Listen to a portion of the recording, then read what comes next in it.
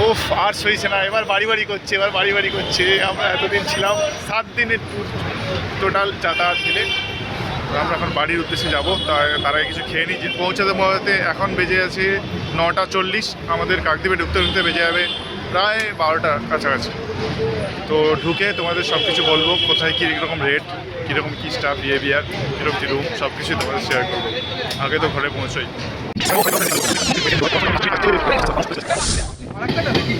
Yes. Oh.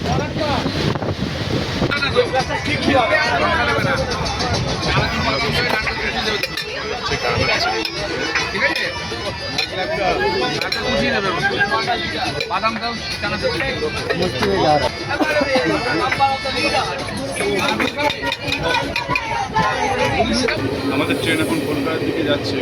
ট্রেনটা এখনো ভালোই টানছে, আধ ঘন্টা লেট দেখাচ্ছে। দেখা যাক শেষ পর্যন্ত কতটা দেরিতে কি কতটা টাইমে পৌঁছায়।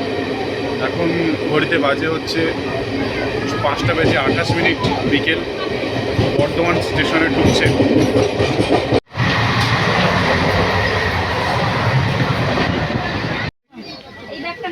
আমরা এবারে নামবো। আমাদের ট্রেন ঢোকালো 7:37। 7:40-এ ঢোকার কথা ছিল, 7:37। 3 মিনিট ফার্স্টে পৌঁছে গেছি। ঠিক আছে, তো আমাদের বর্ধমান জংশন যখন পেরোই তখন ট্রেন ফার্স্ট ছিল, তখন 20 মিনিট আগে দেখাচ্ছিল, কিন্তু সেই গজিয়ে আমাদের 7:37-এ ঢোকালো।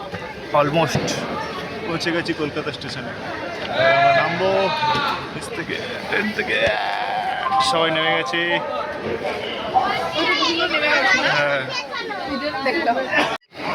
ঘড়িতে বাজে এখন 7:40। আমরা নেমে গেছি কলকাতা স্টেশনে, নিউ জলপাইগুড়ি থেকে হলদিবাড়ি এক্সপ্রেস ধরে।